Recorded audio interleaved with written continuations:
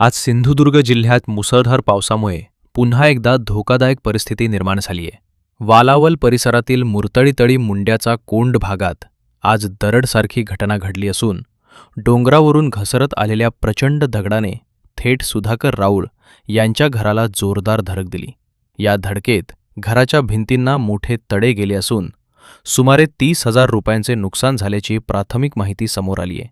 सुदैवाने घटनेच्या वेळी घरातील सदस्यांनी प्रसंगावधान दाखवत तात्काळ बाहेर धाव घेतली. त्यामुळे मोठा अनर्थ टळला आणि कोणतीही जीवितहानी झाली नाही. मात्र या घटनेनंतर परिसरात भीतीचे वातावरण पसरले आहे, कारण डोंगरावर अजूनही एक मोठा दगड धोकादायक अवस्थेत अडकून आहे, जो कधीही खाली कोसळू शकतो, अशी भीती स्थानिक नागरिक व्यक्त करत आहेत. घटनेची माहिती मिळताच प्रशासन, स्थानिक लोकप्रतिनिधी आणि ग्रामस्थांनी तातडीने घटनास्थळी धाव घेत पाहणी केली आहे. सध्या या भागात सततच्या पावसामुळे भूस्खलनाचा धोका वाढल्याने नागरिकांमध्ये चिंतेचे वातावरण निर्माण झाले आहे. प्रशासनाकडून पुढील उपाययोजनांवर लक्ष ठेवले जात आहे. सुमारे 10 वाजेच्या आसपास म्हणजे मोठा पाऊस झाला.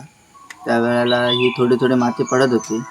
त्यामुळे आतमध्ये माझ्या घरात आई होती. तिला असं वाटलं की माती पडते म्हणून ती बाहेर बघायला आली. तर हे भला मोठा हा पाटेत तो दगड पडला आणि भिंतीला धरून आदळला. त्यामुळे जराशी चीर गेली आहे आणि भांडे वगैरे होते ती सर्व पडली आहे खाली. अगदी म्हणजे हे आज ते मोठे दगड दिसत आहेत ते काढून संरक्षक भिंत द्या अशी मागणी आहे.